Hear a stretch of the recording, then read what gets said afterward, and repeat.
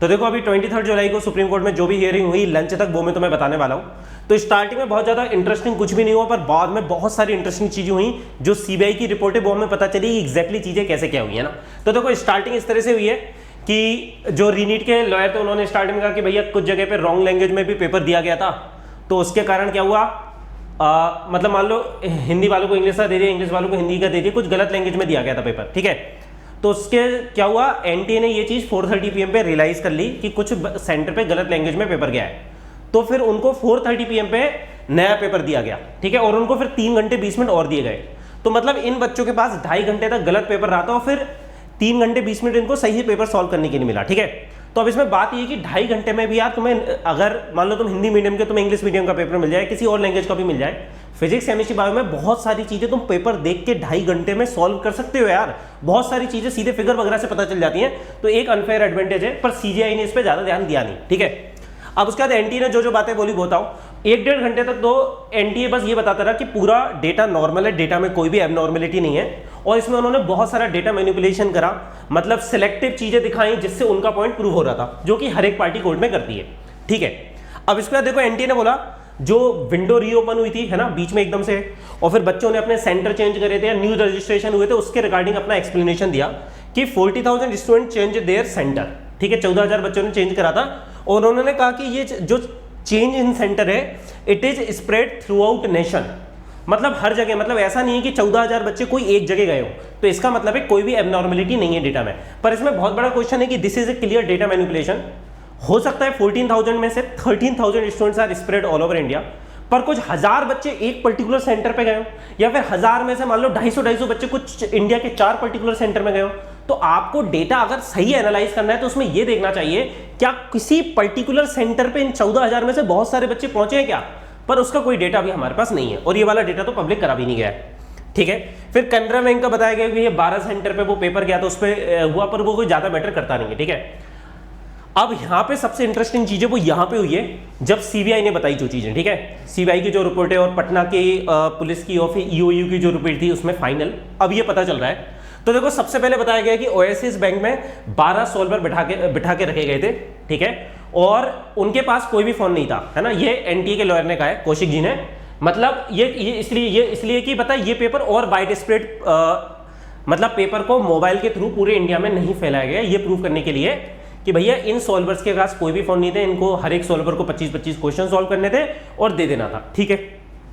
अब ये पूरा काम कैसे हुआ वो भी बताया। उससे पहले उन्होंने कहा कि जो हजारीबाग में ये ओएसिस स्कूल में जो हुआ था ना, इट वाज ओएसिस स्कूल, ठीक है, में ये जो हुआ था यही चीज पटना पे पहुंची है, मतलब पटना में अलग से पेपर लीक नहीं हुआ।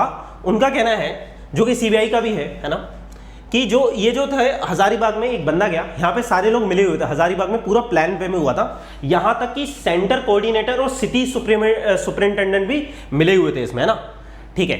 तो उन्होंने क्या किया, एक बंदा हॉल में गया जहाँ पे पेपर रखे होते, सील फाड़ी, पेपर निकाला, उसके फोटो लिए और पेपर को बाद में डाल दिया, वापस डाल दिया उसके अंदर, ठीक है, और वो फोटो खींच के ले आया। अब वो फोटो खींचने के बाद उसने अपने व्हाट्सएप के थ्रू अपने एक बंदे को भेजा पेपर, उसका प्रिंट आउट निकलवाया, वो प्रिंट आउट इन सॉल्वर्स ने सॉल्व करा।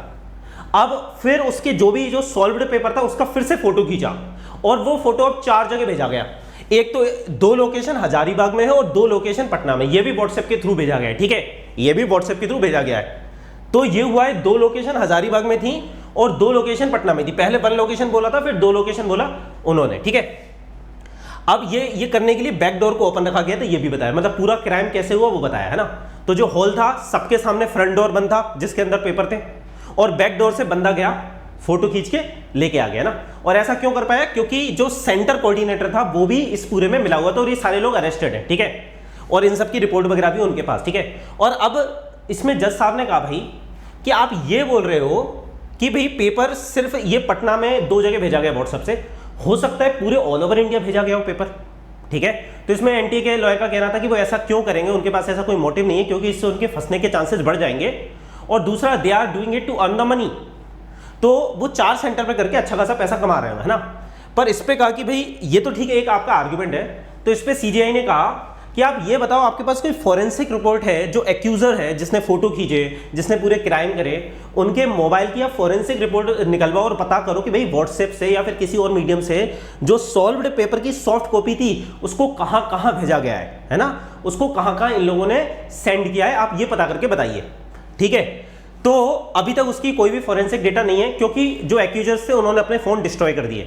पर उसके अलावा और भी जो छोटे छोटे लोग क्राइम में इन्वॉल्व थे, जैसे पटना में किसी ने पेपर रिसीव करा, फिर उसका प्रिंट आउट निकलवाया, फिर 2 जगह बच्चों को याद करवाया, समझ में आई बात, तो उनके फोन्स अभी मिल चुके हैं और उनकी फॉरेंसिक रिपोर्ट चल रही है जिसका अभी तक हमारे पास कोई डेटा नहीं, मतलब उसकी रिपोर्ट नहीं आई है अभी तक।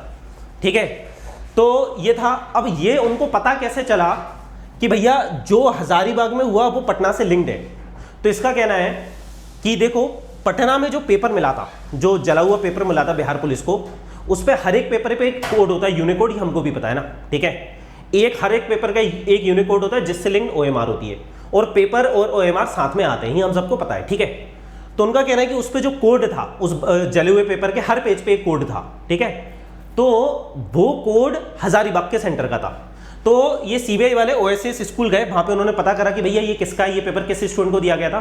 फिर उस स्टूडेंट के घर गए और उस स्टूडेंट से उन्होंने पता करा, तो उस स्टूडेंट ने बताया कि उसका जो पेपर आया था उसका वो ऑलरेडी फटा हुआ था, पर उसने वो बताई नहीं और उसने अपना पेपर सॉल्व करा, पर सीबीआई को उसने सब कुछ बता दिया। ये स्टूडेंट उस चीज में इन्वॉल्व नहीं है। ठीक है, अब हुआ क्या, तो ये कौन सा पेपर था, जो याद करो हजारीबाग के एक जो रूम था उसमें एक बंदे ने जाके पैकेट फाड़ा था, पेपर निकाला और फोटो खींचा, है ना।